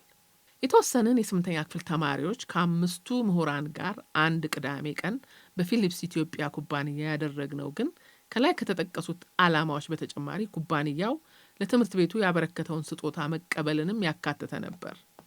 የፊሊፕስ ኢትዮጵያ ኩባንያ በወቅቱ በሀገሪቱ ከነበሩት የሙዚቃና ኤሌክትሮኒክስ ኩባንያዎች አንዱ ሲሆን ባለቤትነቱ ሚስተር ፊሊፕስ የተባሉ ሆላንዳዊ ሆኖ በዓለም ዙሪያ ከተቋቋሙት ኩባንያዎች አንዱ ነበር። በዕለቱ ለትምህርት ቤታችን የተበረከቱት ስጦታዎች ድምጽ ቀርጾ በአንድ ጊዜ በ5 ካሴቶች ሊያባዛ የሚችል ዴክታፎንና 20 ትናንሽ የካሴት ድምጽ መቅረጫዎች ከበርካታ ካሴቶች ጋር ነበር። ይህም ድርጅቱ ከሪል ቴፕ ወደ ካሴት የጀመረውን ሽግግር ለማብሰር ሳይረዳው አልቀረም። ገጽ 209 ጋሽ ይሁኔም በስነ ስርዓቱ ላይ ባደረገው የምስጋና ንግግር እርዳታው የአይነ ስውራንን የንባብ ችግር ለማቃለልና ጠቃሚ ወቅታዊ መረጃዎችን በድምጽ ቀርጾ ለማስቀመጥ እንደሚያስችል አስረድቷል። ንግግሩ በዲክታፎን ተቀርጾ በ5 ካሴቶች ሲባዛም ሁላችንም ተገረምን። ስጦታዎቹም ፊሊፕስ ኩባንያው ራሱ ባዘጋጀው ትልቅ መኪና ትምህርት ቤታችን ደረሱ። ከጥቂት ቀናት በኋላ ለ5ቱ ምሁራንና ለእኔ ከመጡት 20 የካሴት መጫወቻዎች ለእያንዳንዳችን በውሰት መልክ ታደሉ። ወዲያውም እማማ ራንከን በቀለም ጽሑፍ የተጻፉ መጽሐፍትን ወደ ብሬል ከመገልበጥ በተጨማሪ በማንበብ በድምፅ የመቅረጽን ስራ በሰፊው ተያያዙት። በወቅቱ የተሰራጩት የመጀመሪያዎቹ ካሴቶች በፊትም በኋላም ግማሽ ሰዓት እንዲያጫውቱ የተሰሩ ነበሩ። እኔም ባገኘሁት ጥሩ አጋጣሚ ለጊዜው ተወዳጅ የነበሩትን ዘፈኖች ከሬዲዮ በመቅረጽ ከጓደኞቼ ጋር በተደጋጋሚ በማድመጥ አእምሮታችንን እየተወጣን ጥሩ የረፍት ጊዜ ማሳለፊያ አገኘን። ያደመጥናቸው ዘፈኖች ትንሽ ሰልቸት ሲሉን ደግሞ አዳዲስ ዘፈኖች ስንቀርጽ ፍቅር በደብዳቤ ግን ሁሌም እንደ አዲስ በጆሮዬ እያንቃጨለብኝ በጭንቅላቴ እየተብላላ ለብዙ ጊዜ ቆየ። ደብዳቤ የመጻፍ ፍላጎቴንም ይበልጥ እየቀሰቀሰው የማማለያና ማግባቢያ አረፍተ ነገሮች ብዙ ሳልቸገር እንደ ልብ ይመጡልኝ ጀመር። በአመቱ የመጀመሪያ ጥቂት ወራት ለጻፍኳቸው ደብዳቤዎች መልሶች አበረታች ቢመስሉም እነዛኑ ማጠናከርና ወደ ቀጣዩ እርምጃዎች ማሸጋገር መልስ መጠበቅ ሳያስፈልግ በላዩ ደብዳቤዎች መጻፍ እንደሚጠቅም በማመን ቅዳሜና እሁድም ለመጻፍ እንዲያመቸኝ አርብ ከሙሉጌታ ገድሌ ታይፕራይተር እየተሸከምኩ ወደ መርሃውራን እስከ መውሰድ ደርሼ ነበር። መቼም ከዚህ ሁሉ በኋላ ደብዳቤው ለማን እንደሚጻፍ ለመገመት የሚከብድ አይመስለኝም። ካዛንቺስ ከነበርንበት ጊዜ አንስቶ ገና ወይም የክርስቶስ ልደት ከሌሎች በዓላት ሁሉ በደመቀ ሁኔታ የሚከበር በዓል ነበር። ልምዱ ወደ ሰበታም ከተዘዋወርን በኋላ ቀጥሎ በልዩ ልዩ ዝግጅቶች ሲከበር እንደመቆየቱ በ1960ም እንደተለመደው በዓሉን በድምቀት ለማክበር ከሳምንታት በፊት ነበር ዝግጅቱ የተጀመረው። 5ቱ ምሁራን ከትምህርት ቤቱ ከተሰናበቱ በኋላ የበዓላትና በየአጋጣሚው የሚደረጉ ግብዣዎችን ለማድመቅ ዝግጅቶችን የማቀነባበርና የመምራት ኃላፊነት ለእኔ ስለነበር የተሰጠኝ የገናውንም ዝግጅት ከጓደኞቼ ጋር በመተባበር ጀመር ነው። እንደ ሁልጊዜው ዝግጅቶቹ መዝሙሮች፣ በመሳሪያ ብቻ የተቀነባበሩ ዜማዎችና ድራማ የተካተቱበት ነበር። በመዝሙሮቹ በኩል ከዋናው ኳየር በተጨማሪ 5ቱ ትናንሽ ልጃገረዶች ለብቻ የሚጫወቱት 2 የገና መዝሙሮች፣ አንድ የክርስቶስ ምጽአትን የሚያመላክትና አንድ ሃሌሉያ የተሰኘ የምስጋና መዝሙር ከደረስኩ በኋላ ልጆቹ በትጋት አጥንተው ለዕለቱ ደረሰልን። በሙዚቃው በኩል የሃርሞኒካ ባንዱ እንዳለ ሆኖ እኔና ተሾመ አሰግድ በፒያኖ ራሳችንን አጅበን ተወዳጅነት ይኖራቸዋል ብለን ያሰብናቸውን ስልቶች አቀረብን። ድራማው እንደተለመደው የጌታችንን ልደት የሚተርክ ሳይሆን በበዓሉ ዋዜማና በዕለቱ በሚበላውና በሚጠጣው ጥንቃቄ ካልተደረገ ሊያጋጥም ስለሚችለው የጤና ችግር የሚያሳይ ነበር። ገጽ 210 ዝግጅታችንን እንደጨረስን ከ5ቱ ምሁራን አንዱ ንጉሴ ብርሃኑ ዝግጅታችንን እንዲያይልን ከአባባ ራንከን እንደታዘዘ ነግሮን ካየው በኋላ በድራማው አለመስማማቱን ገለጸልን። ከዚያ ይልቅ በዓሉን በሀገራችንና በውጭም እንዴት እንደሚከበር በሚያብራራ ድራማ እንዲሆን መከረን። ንጉሴ ከዚያ በፊት እንደዚህ አይነቶቹን ዝግጅቶች የማቀናበር ልምድ ስለነበረውና በአባባ ራንከንም ዘንድ የነበረው ተሰሚነት ቀላል ባለመሆኑ ድራማው እርሱ በመከረው መልክ እንዲሆን ከመስማማት ውጪ ሌላ ምርጫ አልነበረንም። በዚያም መሰረት በአንድ ግብዣ ላይ ስለ በዓሉ በተደረገ ውይይት በማህበረሰቡ የተከበሩ የሃይማኖት አባት በሰጡት ሰፋ ያለ ማብራሪያ ላይ ድራማው እንዲያተኩር ተስማማን። የሃይማኖት አባቱን ገጸ ባህሪ የመጫወቱ ድርሻ የኔ ሆኖ የሀገራችንን ማታ ነው ድሌ፣ የገና ጭፈራና የፈረንጆቹን ዊ ዊሽ ዩ አ ሜሪ ክሪስማስ በማለት በተቀበልኩት የካሴት ማጫወቻ ስለተሰበሰበው ሕዝብ በማሰማት መጫወቻውን በትክክል መጠቀም መቻሌን አስመሰከርኩ። ማታ ነው ድሌን የተቀረጽነው እኛው በድራማ የተሳተፍነው ስንሆን የፈረንጆቹ ዜማ የተቀረጸው በኢትዮጵያ ሬዲዮ የእንግሊዝኛ ፕሮግራም የበዓሉ ልዩ ዝግጅት ላይ ነበር። ከዚያ በፊት አልፎ አልፎ ለበዓላት ይደረግ እንደነበረው በዚያም የገና በዓል ከዝግጅቱ አስቀድሞ ልዩ የበዓል ምሳ ግብዣ በቤተ መጻሕፍት ነበር የተደረገው። በምሳ ግብዣውና በበዓሉ ዝግጅት ላይ ከትምህርት ቤቱ ማህበረሰብ በተጨማሪ ከተገኙት ታዳሚዎች አንዱ መምህር አሸናፊ ከበደ ነበሩ።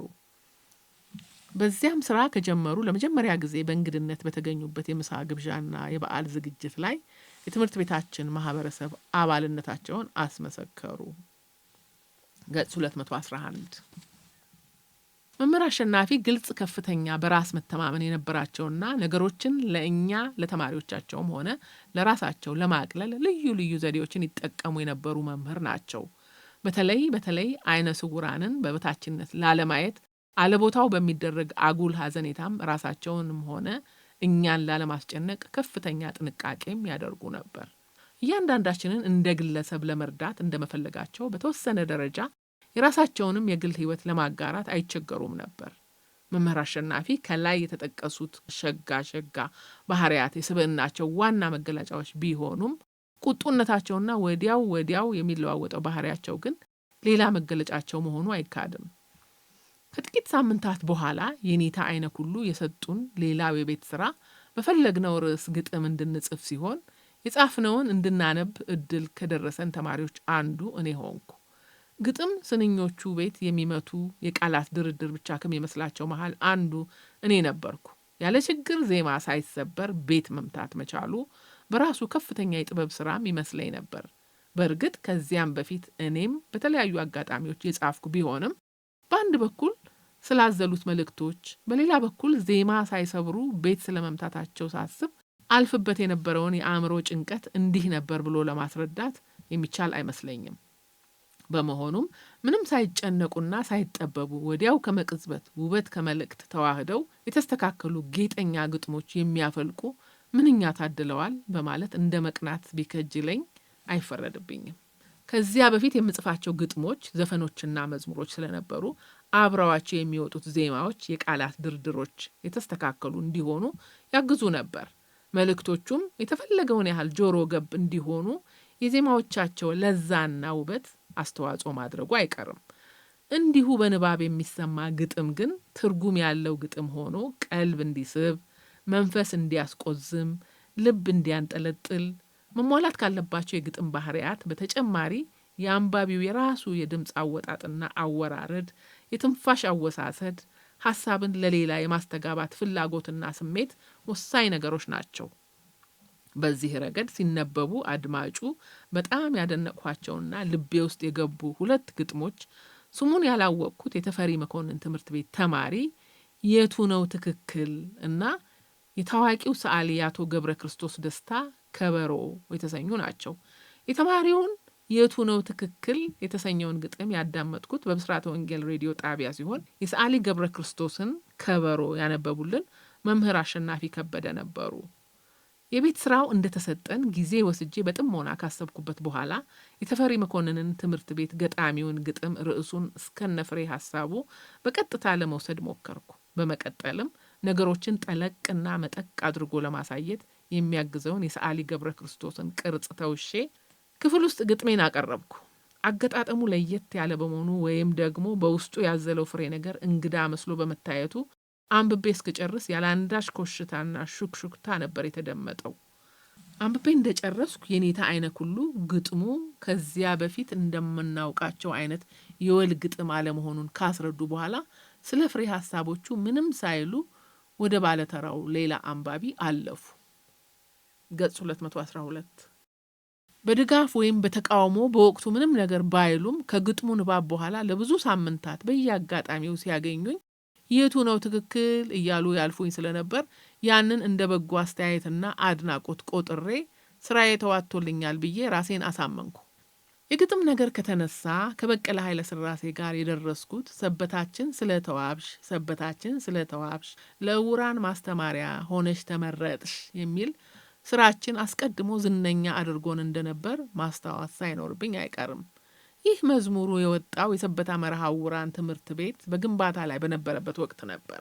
እኔና ጓደኛዬ በቀለ ኃይለ ሥላሴ ዜማው እንዲህ ቢሆን ይሻላል እየተባባልን የመጨረሻ ቅርጹን ለማስያዝ ስንሞክር ግጥሙ የፍቅር ዘፈን ይመስልብን ይሆን ብለን መስጋታችን አልቀረም። የሆነው ሆኖ ስለ ትምህርት ቤቱና በውስጡ ሊካተቱ ስለታሰቡት ነገሮች የሚሆነውንም የማይሆነውንም አካተን እግረ መንገዳችንንም ስለ ሰበታ የሽርሽር መዲናነት አስታውሰን ለትምህርት ቤቱ የምረቃ በዓል አደረስ ነው። እንደ መታደል ሆነና ስራው ከ1 ዓመት በላይ ተወዳጅ ሆኖ መዝለቅ የቻለ ነበር። ቆይቶም የዘፈኑ ወይም የመዝሙሩ ለዛና ውበት በጊዜ ሂደት ሳይደብዝዝ እንጂ ሰበታ ተመራጭና ተወዳጅ የሽርሽር ከተማ ሆና መቀጠሏ ግን አልቀረም። በርካታ እንግዶች በተለይ እሁድ ትምህርት ቤቱን ለመጎብኘት የሚመጡት በዚህ አጋጣሚ ነበር። የሽርሽሩ ዋና መዳረሻ ትምህርት ቤቱን አልፎ ሜታ አቦ በተባለ ልዩ ስፍራ የተዘጋጀው መናፈሻ ሲሆን የፈለጉ ወደ ሽርሽራቸው ሲሄዱ ጎራ ብለው አለዚያም ከሽርሽራቸው ሲመለሱ ትምህርት ቤታችንን መጎብኘት ይችሉ ነበር። በማማራንከን አስተባባሪነት በጋሽ መንገሻና በአትክልተኞቹ ከፍተኛ ጥረት በአበቦች እንክብካቤ በግቢው ንጽህናና አጠቃላይ አያያዝ የትምህርት ቤቱ ውበት በራሱ ቀልብ የሚስብ ስለነበርና የእሁድ ከሰዓት በኋላ የመዝናኛ ፕሮግራሙም እጅግ ማራኪ በመሆኑ የመጡበትን ዋና ጉዳይ የሽርሽር ፕሮግራም ገሸሽ አድርገው ሙሉ ጊዜያቸውን ከኛ ጋር የሚያሳልፉም ብዙዎች ነበሩ። ወሬያቸው ባጀባቸው ብዛት የተሰማላቸው እንደ ዕውቁ ኳስ ተጫዋች መንግስቱ ወርቁ አይነቶቹ ሰርገኞች ደግሞ ጨርሰው ወደ ትምህርት ቤቱ ጎራ ማለት ሳያስፈልጋቸው ሽርሽሩ ቦታ ደርሰው ይመለሱ ነበር። ሽርሽሩ በዋና ምክንያትነት ይጠቀስ እንጂ ትምህርት ቤቱንና እኛን አይነ ስውራን ተማሪዎችን ብለው ለመጎብኘት አንዳንዶቹም ባዩትና ባጋጠማቸው በጣም በመደሰት እሁድ ሙሉ ከሰዓት በኋላውን አብረውን የሚያሳልፉም ነበሩ። የጥንትም ሆኑ የዛሬ የከተማዋ ነዋሪዎች እንዳይቀየሙኝ እንጂ የሰበታ ዝነኛነትና ታዋቂነት ከመርሃውራን ትምህርት ቤት መመስረት ጋር የተያያዘ ነበር ብል ከመንገድ የወጣ አስተያየት የሰነዘርኩ አይመስለኝም። በተለይ እኛ ባዳሪ ተማሪነት እዚያ በነበርንበት ወቅት ከሽርሽሩም ከምኑም ትምህርት ቤቱን ለመጎብኘት የጉዟቸው ዋና ዓላማ አድርገው መጎብኘት ብቻ ሳይሆን ከኛ ጋር አብረው ተጫውተው ተዝናንተው ወደ መጡበት የሚመለሱ እጅግ ብዙ ነበሩ። ለዚህም የሀራምቤ ኢትዮጵያ የሙዚቃ ቡድን ባንድና የቅዱስ እስጢፋኖስ ቤተክርስቲያን የወጣቶች መንፈሳዊ ማህበር አባላትን በአስረጅነት መጥቀስ ይቻላል። ገጽ 213 ሀራምቤ የሚለው ቃል መሰረቱ የስዋሂሊ ቋንቋ ሲሆን ጽንሰ ሐሳቡም አንድነትን፣ ህብረትን፣ ለጋራ እድገት በጋራ መስራት የሚያመለክት ነው። የአፍሪካ መንግስታት መሪዎች የአፍሪካ አንድነት ድርጅት ቻርተርን በፈርማቸው ካጸደቁ በኋላ በሁሉም መስክ አፍሪካውያን አንድነታቸውንና ህብረታቸውን የሚያጠነክሩበት ስልት ቀይሰው ነበር። ይህም ስልት በተለይ ወጣቶች ከራሳቸው አገር ዜግነት ባለፈ ራሳቸውን እንደ አፍሪካዊ እንዲመለከቱ በባህሉ ዘርፍ የተጀመረ ፕሮግራም ነው። ሀራምቤ አፍሪካ የተለያዩ ሀገር ዜጎችን ያሳተፈ አጠቃላይ ቡድን ሲሆን በየሀገሩም ሀራምቤ ቅርንጫፎች እንዲያቋቁም በታሰበው መሰረት ነበር ሀራምቤ ኢትዮጵያ የተባለ የሙዚቃ ቡድን የተቋቋመው። ለሁሉም ሀራምቤ ቡድኖች የፕሮግራሞቻቸው መግቢያና ማሳረጊያ መዝሙር በመጀመሪያ የወጣው በስዋሂሊኛ ቋንቋ ቢሆንም መጠነኛ ማሻሻያና ማስተካከያ እየተደረገለት በየሀገሮቹ ቋንቋዎች ይዘመር ነበር። በኢትዮጵያም የሀራምቤ ኢትዮጵያው አባላት እንስራ ተባብረን ለአፍሪካ አንድነት ለኢትዮጵያ እድገት እንስራ በአንድነት በማለት ነበር የመግቢያና ማሳረጊያ መዝሙሮቻቸውን የሚዘምሩት። የሀራምቤ ኢትዮጵያ የትምህርት ቤታችን ጉብኝት ፕሮግራም ከሌሎቹ የለየው የመጡት በከሰዓት በኋላው የመዝናኛ ፕሮግራም ለመታደም ሳይሆን ጠዋት ከጸሎት ስነ ስርዓታችን በኋላ በመሆኑ ነበር። ከፍተኛ አድናቆታችንን በጭብጨባ የገለጽንባቸው ጣዕመ ዜማዎቻቸውን ካሰሙንና ከኛም መዝሙሮች የአርሞኒካ ባንድ ጨዋታዎች የአንድ ፒያኖ ለሁለት የሙዚቃ ስልቶች ከተዝናኑ በኋላ በግል እየተዋወቁን ስለ ቡድናቸው ማብራሪያ እየሰጡን እስከ ምሳ ሰዓት ድረስ ሸጋ ጊዜ አሳለፍን። የሀራምቤ የሙዚቃ ቡድን መዝሙሮቻቸው የታጀቡት በኤሌክትሮኒክስ የሙዚቃ መሳሪያዎች ሲሆን በኢትዮጵያውያን ሙዚቀኞች ፊት ለፊት በኤሌክትሪክ ኦርጋንና በጊታር በአምፕሊፋየሮች የታገዘ የሙዚቃ ዝግጅት ሲከታተል ለኔ የመጀመሪያዬ ነበር። ወቅቱ ሙዚቃ በኤሌክትሮኒክስ መሳሪያዎች መጫወት ገና ማቆጥቆጡ ነበርና ትርኢቱን በከፍተኛ ስሜት ነበር የተከታተልኩት። ሀራምቤዎቹ በወቅቱ እንደነገሩን ራሳቸው በፈቃደኝነት ከሚያዋጡት በስተቀር ሌላ ምንም አይነት የገቢ ምንጭና የገንዘብ ድጋፍ አልነበራቸውም። ስለዚህም አጀማመራቸው በሚያስገርም ፍጥነትና የሚያጓጓም ቢሆን በጀመሩበት ስሜትና ፍጥነት መቀጠል የቻሉ አይመስለኝም። እንዲያውም ከጥቂት ጊዜ በኋላ የእነርሱ ብቻ ሳይሆን በጠቅላላው የሀራምቤ ሙዚቃ እንቅስቃሴ ቀስ በቀስ እየደበዘዘ እስከነጭራሹ ወሬውም ጠፋ። ያንን የመሰለ የአፍሪካ ወጣቶችን ለበርካታ ገንቢ ተግባራት ሊያነሳሳና ሊያስተባብር ይችል የነበረ እንቅስቃሴ ባጭሩ የመቀጨቱ ምስጢር ምን ሊሆን እንደሚችል የተለያዩ የራስ ግምቶች ከመሰንዘር በስተቀር በክርስቲያን መንፈሳዊ ወጣቶች አባላት ወደ ትምህርት ቤታችን የመጡት ልክ እንደ ሀራምቤዎቹ ከጠዋቱ የጸሎት ስነ ስርዓታችን በኋላ ነበር። ዓላማቸው ትምህርት ቤቱን ጎብኝተው ለመሄድ ብቻ ሳይሆን ከኛ ከተማሪዎቹ ጋር ለመተዋወቅና ዝግጅቶቻቸውን ለማቅረብ ነበር። ገጽ 214 ወጣቶቹ ባቀረቧቸው ዝግጅቶችና በተለይ ደግሞ ከአንዳንድ ተማሪዎች ጋር በግል ለመተዋወቅና ለመግባባት ባሳዩት ከፍተኛ ፍላጎት የብዙዎቻችን ልብ በጣም ተነካ። በዚያም መሰረት እኛም በበኩላችን የመልስ ዝግጅቶቻችንን እዚያው ቅዱስ እስጢፋኖስ ቤተክርስቲያን ድረስ ሄደን ልናቀርብ የምንችልበትን ሁኔታ ለማመቻቸት እቅድ የመንደፉን እንቅስቃሴ ወዲያውኑ ተያያዝ ነው። በመጀመሪያ በኳየሩና በሌሎች የተጓዳኝ ትምህርት እንቅስቃሴዎች ተሳትፎ የነበረን ተለቅ ያልነው ተማሪዎች ዝግጅቱን ማን በባለቤትነት ቢይዘው እንደሚሻል ተመካክረን የክርክርና የውይይት ክለብ የተሻለ አማራጭ ሆኖ አገኘ ነው። ክበቡ የተቋቋመበትን መሰረታዊ ዓላማም እንዳይለቅ በእኛና በወጣቶች መንፈሳዊ ማህበር አባላት መካከል ክርክር ማካሄድ የፕሮግራሙ አካል እንዲሆን ተስማማን። ከክርክሩ በተጨማሪ የተለያዩ ግጥሞችና በያሬዳዊ የዜማ ቅላጼ በአማርኛና በግዕዝ መንፈሳዊና ሀገርኛ መዝሙሮች በፕሮግራሙ እንዲካተቱ ተወሰነ። ዝግጅቶቻችንን በተቻለ ፍጥነት ለማድረስ እንዲያመች የተለያዩ ኮሚቴዎች አዋቅረን ሙሉ በሙሉ ዝግጅቶቻችንን ካጠናቀቅን በኋላ በመጋቢት ወር የመጨረሻው ሳምንት አዲስ አበባ ቅዱስ እስጢፋኖስ ቤተክርስቲያን ድረስ ሄደን ዝግጅቶቻችንን ለማቅረብ በትምህርት ቤቱ አስተዳደር በኩል ሁኔታዎችን እንዲመቻቹልን ላቀረብነው ጥያቄ በጎ ምላሽ አገኘን። ፕሮግራሙ ሊካሄድ አንድ ሳምንት ያህል ጊዜ ሲቀረው በቀዳማዊ ኃይለ ሥላሴ በጎ አድራጎት ድርጅትና በአሜሪካ ብሔራዊ የአይነ ስውራን ፌዴሬሽን ANFB መካከል በተደረገ ስምምነት ከፌዴሬሽኑ ከፍተኛ ባለስልጣኖች አንዷ ዶክተር ኢዛቤል ግራንት ለጉብኝት ኢትዮጵያ መጡ። ጉብኝታቸውን ጨርሰው እስከሄዱ ድረስ የተሻለ እንክብካቤ ያገኛሉ ተብሎ ከተመረጠላቸው ከነማማ ራንከን መኖሪያ ቤት ነበር ያረፉት። ዶክተር ግራንት ገና ከመምጣታቸው ከተማሪዎች ጋር ሰፋ ያለ ውይይት ለማድረግ ፍላጎት እንደነበራቸው ስላሳወቁ በነማማ ራንከን ምርጫ ከአምስቱ ምሁራን አንዱ በቀለ ኃይለ ሥላሴና እኔ ከሳቸው ጋር ጠለቅ ያለ ውይይት ለማድረግ መልካም አጋጣሚ ተፈጠረልን።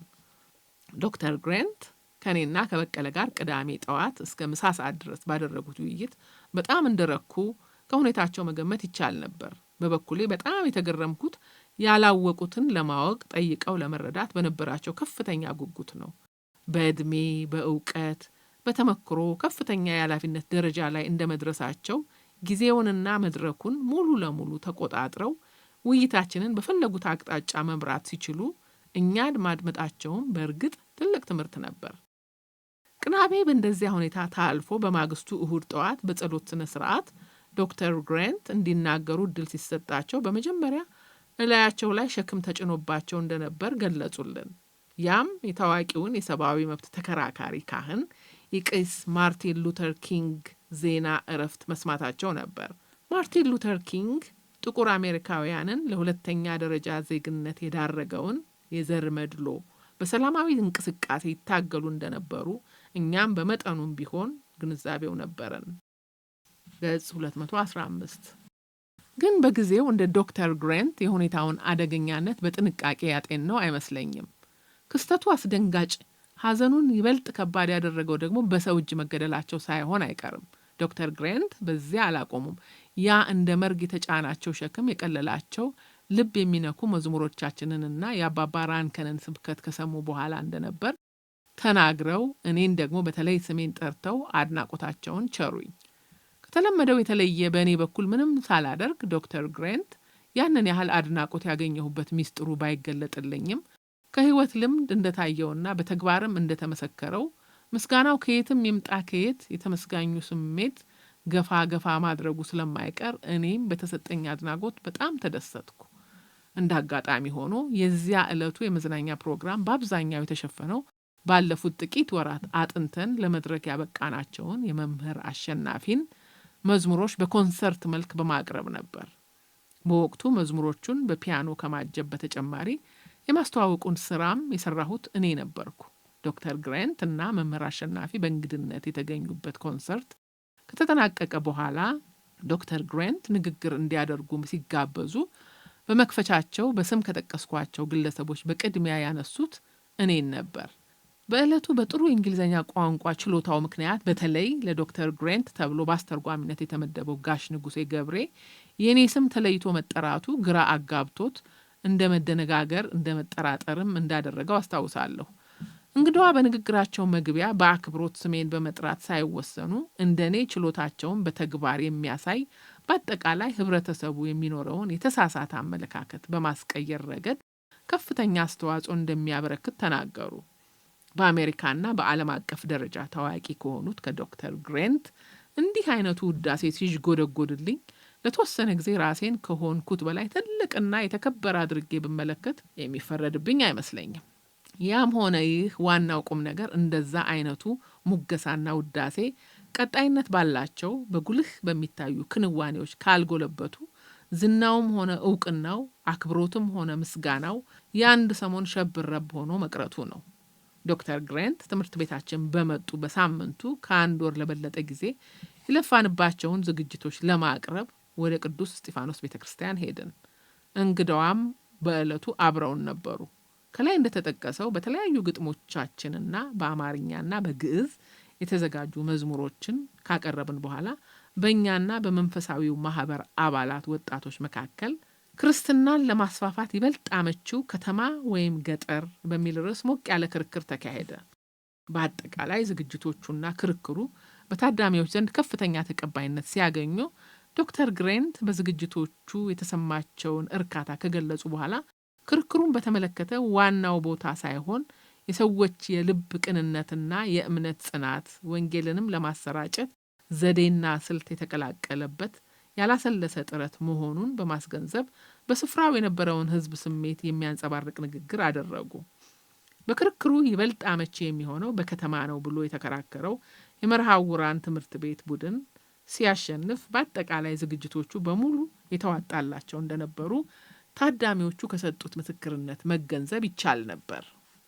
ገጽ 216 ከጅምሩ እስከ ፍጻሜው ዝግጅቱ የተሳካ እንዲሆን የወቅቱ የክርክርና ውይይት ክበብ ፕሬዝዳንት ማናሰበው ገብረ እግዚአብሔር በአስተባባሪነት ሌሎችም የተለያዩ ኮሚቴዎች አባላትና የዝግጅቶቹ ተሳታፊዎች ያደረጉት ጥረት እጅግ ውጤታማ እንደነበር መጥቀሱ ተገቢ ይሆናል። በፍቅር በደብዳቤ ነዳጅ ሰጭነት የተቀጣጠለው የኔና የባለ ደብዳቤዋ የታደጉ መቀራረብ ከደብዳቤ መጻጻፍ አልፎ እኛ ሚስጥራዊ ብለን ባሰብነው ቦታ እስከ መገናኘትና የልባችንን ጥንቃቄ ባልተለየውና ኃላፊነትም ባለበት ሁኔታ እስከ መጨዋወት ደረሰ። በሂደትም ደብዳቤዎቻችን በገጾቻቸው ዳጎስ በይዘትም ጠለቅና ሰፋ እያሉ ሄዱ። ስሜቴን በትክክልና በሙሉ ኃይል ይገልጹልኛል ብዬ የገመትኳቸው የማሽሞንሞኛ ቃላትና ሀረጎች አንዳንድ ተማሪዎች ሊያሽሟጥጡኝና ሊዘባበቱብኝ የሚያስችላቸውን መንገድ ከፈተላቸው። ለምሳሌ በተወሰኑ ደብዳቤዎች በስሟ ከመጥራት ሱዛና ብዬ ብጠራትስ በማለት የጻፍኳቸውን ደብዳቤዎች አግኝተው የእሷ ስም ሱዛና ከሆነ የእርሱ ስም ለምን ፊሊፕ አይሆንም ያሉበት ወቅት ነበረ። ሂሩት የሚለው ስሟ ሂሩትዬ ከተሰኘው የወቅቱ ባላፍላ የመልካሙ ተበጀ ዘፈን ጋር ተዳምሮ የሰው ሁሉ ትኩረት እርሷ ላይ እንዲያርፍ አድርጎም ነበር። በጥቅሉ ግን እርሷን ደፍረው ያዋከቧት አንዳንድ ተማሪዎች የነበሩ ቢሆንም ከተማሪዎች ደፍሮ እኔን ስለ ጉዳዩ በግልጽ ያነጋገረኝና ስሜቴን የሚጎዳ ነገር ያደረገ አልነበረም። መምህራንና ሰራተኞችም ቢሆኑ እርሷን በምክር መልክ በግል አነጋግረዋት ካልሆነ በቀር ከአንድ መምህር በቀር እኔን ለማነጋገር ማንም አልደፈረም ወይም አልፈለገም። ያም አንዱ መምህር የሙዚቃ መምህሩ ጋሻ በራ ነበር። ጋሻ በራ በግል ሊያነጋግረኝ እንደሚፈልግ ቀደም ብሎ መልእክት ልኮብኝ ስለነበር በቀጠሮ ተገናኝተን ደብዳቤ መጻፋችንን እንደደረሰበት ያም ተገቢ እንዳልሆነ በተለይ ጉዳዩ ወደሚመለከታቸው ቢደርስ ከኔ ይልቅ ልጅቱ ሕይወቷ እንደሚበላሽ አበክሮ አስገነዘበኝ። ንግግሩን ዝም ብዬ ካዳመጥኩ በኋላ በመጀመሪያ በተጻራሪ ለመቆምና ወዲያው እንዳልመጣልኝ መልስ ለመስጠት አስቤ ነበር። ምናልባትም በሙዚቃው እንቅስቃሴ የእርሱን ስራ እንደተሻማሁ አስቦ ለመበቀል ያውጠነጠነው ተንኮል ቢሆንስ ብዬ እንደ መበሳጨትም ከጅሎኝ ነበር። ይሁንና እንደዚህ አይነት አድራጎት ከኔ ጨርሶ የማይጠበቅ እንደሆነ ከመረዳትም በላይ ትርፍ ንግግር ተናግሮ ጉዳዩን ይበልጥ ከማካረር ምክሩን ሰምቶ በምስጋና መለያየቱን ምርጫዬ አደረግኩ። በመሆኑም ከዚህ በኋላ ከእንዲህ ያለው ተግባሬ እቆጠባለሁ አልኩት። ውይይታችንም በዚያው ተቋጭቶም ተመሰጋግነን ተለያየን። ነገር ግን እንዲያው ከዚያ ድንገተኛ ወጀብ ባጭሩ ለመገላገል ያልኩትን አልኩ እንጂ በእኔም በእርሷም በኩል ግንኙነታችንን ለማቋረጥ ምንም አለማሰባችን እሙን ነበር። ደብዳቤውንም ቢሆን በሰዎች የማይጠረጠሩ የእርሷን የልብ ጓደኞች በድልድይነት እየተጠቀምን መጽሐፋችንን አልተውነውም። ገጽ 217።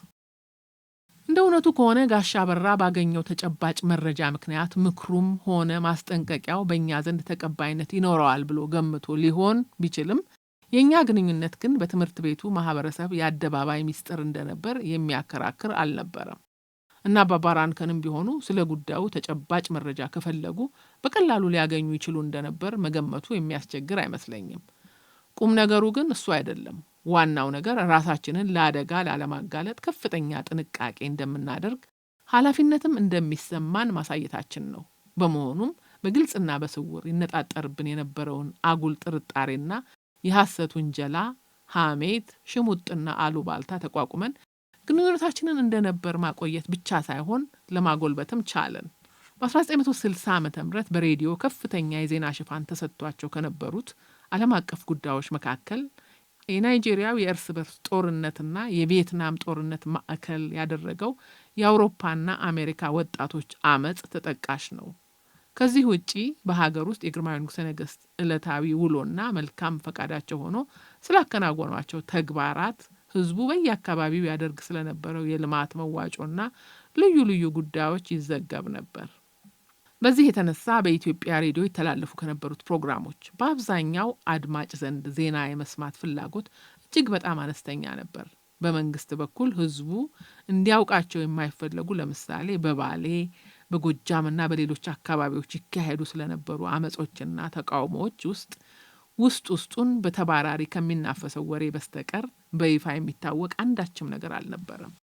የተማሪዎችም እንቅስቃሴ እንዲሁ ውስጡን በሹክሹክታ ከሚወሩ ነገሮች መሃል ነበር። የዩኒቨርሲቲ ተማሪዎች መሬት ላራሹ በተሰኘው መርህ ያደረጉት እንቅስቃሴ እንደ ብሔራዊ ጉዳዮች ተገቢው ትኩረት እንዳልተሰጠው ሁሉ በ1960 ዓመተ ምህረት ባህላችን ይጠበቅ በሚል መርህ የተደረገ እንቅስቃሴም በጋዜጦች ሽፋን አግኝቶ እንደሆነ እንጂ በሬዲዮ ለህዝብ የተገለጸ ነገር አልነበረም። ነገር ግን ሁኔታው ለህዝብ ጆሮ እንዳይደርስ ለማድረግ የተደረገው ሙከራ ነገሩን ለጊዜው እንዲባባስ አድርጎት ካልሆነ በስተቀር የማጥፋት አቅም አልነበረውም። በመሆኑም ብሔራዊው የያሬድ ሙዚቃ ትምህርት ቤትም በወቅቱ እንደ አንድ የሁለተኛ ደረጃ ትምህርት ቤት ይቆጠር ስለነበር መንግስት ረብሻ፣ ሁከት፣ አድማ ሲል በጠራቸው አመጾች መታጠን ጀመረ። በጊዜው እንደማስታውሰው ተማሪዎች በህዝብ ላይ እየደረሰ ያለውን ኢፍትሐዊና ኢሰብአዊ ድርጊት ተቃውሞ ወደ አደባባይ መውጣታቸው የተደነቀ ቢሆንም ንብረት ማውደምና ግለሰቦች ላይ ጥቃት መሰንዘራቸው ግን ማህበረሰቡ ሙሉ ድጋፉን እንዳይሰጣቸው አድርጎት ነበር። በእንደዚህ አይነቱ ሁኔታ እኛም ከሰበታ ያሬድ ሙዚቃ ትምህርት ቤት እየተመላለስን ልንማር ቀርቶ ሙዚቃ መሳሪያዎቻችንም ለአደጋ ሊጋለጡ እንደሚችሉ መምህር አሸናፊ ስላመኑ በተቻለ ፍጥነት መሳሪያዎቹ ወደ ትምህርት ቤታችን እንዲጓጓዙ ተደረገ። ያም ከመሳሪያዎቹ ጋር የበለጠ ለመተዋወቅና በተመቸን ጊዜና በፈለግነው ሰዓት ለመለማመድ መልካም አጋጣሚ ስለፈጠረልን በጣም ተደሰትን። ገጽ 218። የገናን በዓል ምክንያት በማድረግ ራሴ ያወጣኋቸውን መዝሙሮች ለትናንሽ ልጃገረዶች አስጠንቼ ለመድረክ እንዳበቃሁት ሁሉ በትንሣኤም ዕለት ልዩ ልዩ መዝሙሮች አውጥቼ የዕለቱ ከሰዓት በኋላ የመዝናኛ ፕሮግራሙ ተዘመሩ። ከዚያ በፊት ግን በዋዜማው እኔ፣ ጠገናው አለሙ፣ ተርፋ ኦሳና ታየ አያኖ ምን እንዳገናኘን እንዴትም እንዳሰብነው በቅጡ ሳናውቅ በዓሉን በደስታ ለመቀበል በማለት መዋጮ እየጠየቅን ገንዘብ ማሰባሰብ ጀመርን። በፈቃደኛ ተማሪዎች የጀመርነው ያ የገንዘብ አሰባሰብ ባልጠበቅነው ፍጥነትና ሁኔታ ትልቅ ውጤት አመጣ። መምህራንና ሰራተኞች በሚችሉት መጠን አግዘውን በርከት ያለ ገንዘብ ለመሰብሰብ ተቻለ። ይሄኔ ነበር ለምን ዓላማ እናውለው የሚለውን በወጉ ልናስብበት የሞከርነው። በመጨረሻም የተማሪዎች መርጃ ማህበር አቋቋምን። መተዳደሪያ ደንብ አውጥተን ፈቃደኛ አባላት መዝግበን ማህበሩን የሚመሩ ሹማምንት ካስመረጥን በኋላም እውቅና ለማግኘትና በይፋ ለመንቀሳቀስ ለትምህርት ቤቱ አስተዳደር ጥያቄ አቅርበን በጎ ምላሽ አገኘን። ይሁንና አባ ባራንከን የበላይ ጠባቂያችን እንዲሆኑ በመረጥናቸው ግለሰብ ደስተኛ እንዳልነበሩ ግልጽ ነበር። እኛ የማህበራችን ገንዘብ በአስተማማኝ ሁኔታ እንዲያዝ የትምህርት ቤቱን ገንዘብ በሚያንቀሳቅሱት ባለስልጣን ዘንድ ቢቀመጥ የተሻለ አማራጭ ይሆናል ብለን ከማሰብ በተጨማሪ ስለ ክርክርና ውይይት ክበብ የበላይ ጠባቂነት የትምህርት ፕሮግራም ኃላፊውን ጋሽ ይሁኔን ስለመረጥን ለአዲሱ ማህበራችን ጋሽ ገብረ እግዚአብሔርን መምረጣችን ሚዛናዊ ይሆናል ብለን አስበን ነበር። ነገር ግን ጋሽ ገብረ እግዚአብሔርና አባ ባራንከን ከተገናኙበት ጊዜ አንስቶ የጎሪጥ የሚተያዩ ስለሆኑ ስሌታችን በቀናነት አልታየም።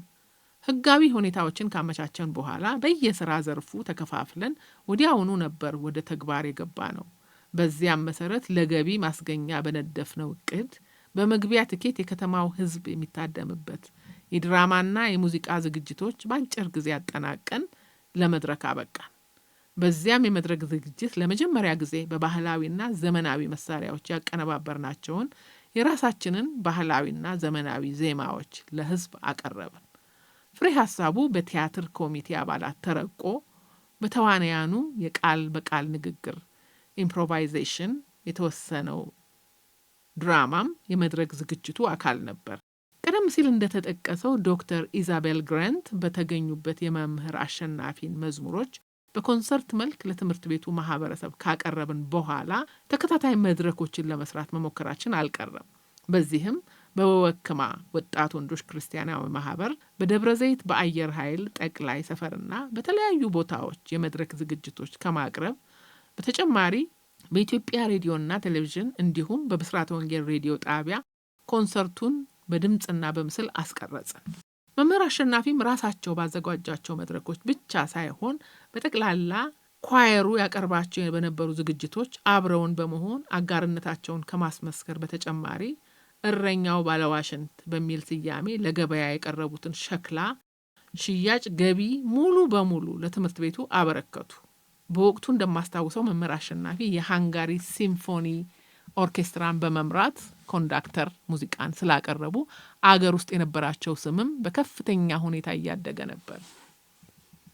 ገጽ 219 በኢትዮጵያዊ የሙዚቃ ደራሲ ኢትዮጵያዊ ስልትና ይዘት ያለው የረቂቅ ሙዚቃ ቅንብር በሸክላ ሲቀረጽም የእርሳቸው የመጀመሪያው ነው ተብሎ በጊዜው በስፋት መነገሩ ትዝ ይለኛል። በተለያዩ የተጓዳኝ ትምህርት ዘርፎች እጅግ በጣም ውጤታማ እንቅስቃሴዎች እየተደረጉ በነበረበትና በተለይ ደግሞ በግል ህይወቴ በግንባር ቀደም መሪነት ኃላፊነቴን ለመወጣት ብዙ ርቀት በተጓዝኩበት በተናጠልም በህብረትም አበይት ተግባራት ባከናወንበት የትምህርት ቤቱ ዘመን ሊያበቃ 1 ወር ብቻ በቀረበት በግንቦት ወር መጀመሪያ አንድ የሚያሳዝን ነገር ተፈጸመ። ነገሩ የተነሳው ከዓመቱ መጀመሪያ አንስቶ እኖርበት በነበረው የጌቴ ጎመራ መኝታ ቤት ውስጥ ነበር።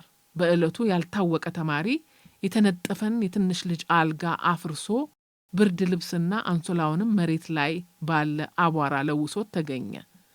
በሁኔታው ከመጠን በላይ ተናደዱት የመኝታ ቤቱ ሞግዚት እማማ ደጅጥኑም ድርጊቱን የፈጸመውን ጥፋተኛ ፈልገን እንድናገኝ ኃላፊነቱን ለኛ ለትላልቅ ተማሪዎች ሰጡ። እኛ ጥፋተኛውን እንዴትና በምን መንገድ ልናገኝ እንችላለን ብለን ስናቅማማ መርምራችሁ ጥፋተኛውን ማውጣት ካልቻላችሁ ወንጀለኛ በጉያችሁ በመሸሸግ በተባባሪነት ለዳይሬክተሩ ሪፖርት ይቀርብባችኋል ብለው በከፍተኛ ዛቻ አስፈራሩን። ከዚያም ትናንሾቹን ተማሪዎች በቁጣና በዛቻ እያዋከብንና እያስፈራራን መልስ ሊሰጡን እንደማይችሉ እያወቅን ጥያቄ በጥያቄ ላይ እያደራረብን ጀርባቸው ሰንበር እስኪያወጣ እየገረፍን የቻልነውን ያህል ምርመራ ብናካሄድም ጥፋተኛው ሊገኝ አልቻለም። የኋላ ኋላ የልጆቹ ጩኸትና ለቅሶ እየበዛ ሲሄድ እማማ ደጅጥኑ ለራሳቸውም ፈርተው ምርመራው እንዲያበቃ አዘዙ። ብዙም ሳይቆይ የዕለቱ ዕለት ይሁን በማግስቱ እርግጠኛ አይደለሁም ድርጊቱን የፈጸመው ጥፋተኛ ራሱን አጋለጠ። እጅግ በጣም ያበሳጨን ጥፋት ፈጻሚው መመርመር አያስፈልጋቸውም ከተባሉት ትላልቅ ተማሪዎች አንዱ መሆኑ ነበር። የአካልና የስነ ልቦና ስቃይ የደረሰባቸው ልጆች ጀርባቸው ላይ የወጣውን ሰንበር እያሳዩ ለአባባ ራንከን አቤቱታ አቀረቡ። እኛም ማንኛውንም ነገር የፈጸምነው ሞግዚቷ አዘውን ነው በማለት ያቀረብነው መከላከያ ተቀባይነት አላገኘም። እምቢ አሻፈረን ማለት ነበረባችሁ ተባለ። በፈጸምነው ኢሰብአዊ ድርጊት በከፍተኛ ደረጃ ከተገሰጽንና ከተወቀስን በኋላ በስም ተለይተን ክስ የቀረበብን ለአንድ ሳምንት የምግብ ጠረጴዛ እንድንወለውል የተበላበትን ዕቃ እንድናጥብ ስንቀጣ ቅጣቱንም እንዲያስፈጽሙ ሞግዚቷ ኃላፊነት ተሰጣቸው። ይህ አሳዛኝ አጋጣሚ በትውስታ መልክ የተወሳው ያለ ምክንያት አይደለም። የራስን ፈቃድና ፍላጎት በሌላው ላይ በኃይል መጫን የተሸነፈን ባላንጣ በአካልና በስነ ልቦና የማሰቃየት ባህል በወሬ ደረጃ እየተጸየፍ ነው፣ በተግባር ግን አብሮን መኖሩን ለማሳየት ነው። ሌሎች ሊፈጽሙብህ የማትፈልገውን ነገር አንተም በእነርሱ ላይ አትፈጽም የሚለውን ሕግም እኛም ለማክበር አለመቻላችንን ለማስታወስም ነው። በዛው ዓመት ቁርስ ላይ እንዳለን የሞግዚቷ ረዳት ከትንንሾቹ ተማሪዎች አንዱን ጭንቅላቱን በኩርኩም ሲመታው እንዳልሰቀጠጠኝና እንዳልተንገሸገሽኩ ከወራት በኋላ እኔው ራሴ በተመሳሳይ ድርጊት መሳተፌ የእድሜ ልክ ጠባሳ ትተውብኝ ካለፉ ክስተቶች አንዱ ነው ብዬ እውነቱን ብናገር ከንስሐ እንጂ ከመመጻደቅ የሚቆጠርብኝ አይመስለኝም። ገጽ 220 ከመደበኛ ትምህርት ጎን ለጎን በተጓዳኝ ትምህርቱም ዘርፍ የጀመርናቸውን ፕሮግራሞች እያካሄድን እያለን የፐርሺያ ሻህ በመባል ይታወቁ የነበሩት የኢራን ንጉሠ ነገሥት መሐመድ ሪዛ ካህላቪ አሪያ መሄር ኢትዮጵያን እንደሚጎበኙ ተነገረ። ከሚጎበኟቸውም ተቋሞች አንዱ የሰበታ መርሐውራን ትምህርት ቤት መሆኑ በይፋ ተገለጸ። ጉብኝታቸውም በግንቦት ወር መጨረሻ ላይ መሆኑ በመታወቁ ታላላቅ ሰዎች ትምህርት ቤቱን ሲጎበኙ እንደሚደረገው ሁሉ ቅድመ ዝግጅት ተጧጧፈ። በጉብኝቱ ግርማዊ ንጉሠ ነገሥት ቀዳማዊ ኃይለ ሥላሴም እንደሚገኙ በቅድሚያ ስለታወቀ እንደ መሰብሰቢያ አዳራሽ ያገለግል በነበረው ቤተ መጻሕፍት ልዩ ዝግጅት ማድረጉ አስፈላጊ ሆነ። በዚያም ፕሮግራም የኳየሩ ዝግጅት ከመቅረቡ በፊት በእንግሊዝኛ ቋንቋ የእንኳን ደህና መጣችሁ ንግግር እንዳደርግ እኔ ተመረጥኩ። ንግግሩ የተጻፈው በአባባ ራንከን ሲሆን ጽሑፉን ወደ ብሬል ከመገልበጥ በተጨማሪ ከማማ ራንከን ጋር እየተናበብን ለጥቂት ቀናት ተለማመዱ። በንግግሬ ትምህርት ቤቱ የተገነባው ግርማዊነታቸው በለገሱት የግል ገንዘብ መሆኑን ከገለጽኩ በኋላ መጠኑን 600,000 ብር በማለት ፋንታ 600 ብዬ ተሳሳትኩ። በኋላ ወዲያውኑ ይቅርታ ጠይቄ ስህተቴን በማረም ካጋጠመኝ ትንሽዬ ድንቅፍቅፍ በስተቀር ከሞላ ጎደል በጥሩ ሁኔታ ተናግሬ ጨረስኩ። የኢራኑ ንጉሠ ነገሥትና ባለቤታቸው እቴጌ ፋራህ ዲፕሎማቶችና ታላላቅ ሰዎች እንደሚያደርጉት ሁሉ በጣታቸው ሳይሆን በሙሉ እጃቸው ጠንከር አድርገው ጨበጡኝ። በስራዬ ተደስተው ቢሆን ነው ብዬ ገመትኩ። እንዲያውም ሆኖ የአባባ ጃንሆይ ዝምታ ሳያስደነግጠኝ አልቀረም። ከንግግሩ በኋላ መምህር አሸናፊ ካስተማሩን መዝሙሮች አሉባልታ የተባለው መዝሙር በእኔ የፒያኖ አጃቢነት ተዘምሮ ስነ ስርዓቱ ተጠናቀቀ።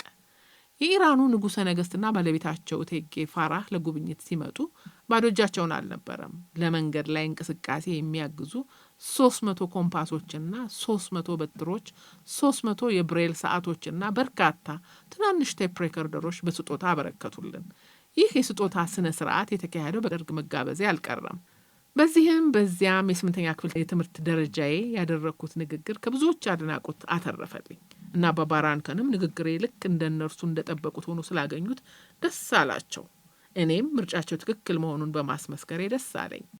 እኔና ሌሎቹ አይነ ስውራን የክፍል ጓደኞቼ በሙሉጌታ ገርዴ ቆይታችን ካለፍንባቸው በርካታ አስደሳች ገጠመኞቻችን አንዱ የሴሚስተሩንም ሆነ የዓመቱን ማጠቃለያ ፈተናዎች የምንወስድበት ሁኔታ ነበር።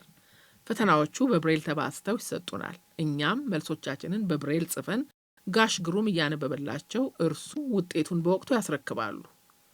ስሌቶችን በቃላችን ለመስራት ተጨማሪ ጊዜ እንደሚያስፈልገን ከታመነበት የሂሳብ የትምህርት አይነት በስተቀር ለፈተናዎቹ የተሰጠው የጊዜ ገደብ ከአይናማዎቹ ጓደኞቻችን ጋር ልዩነት አልነበረውም። ገጽ 220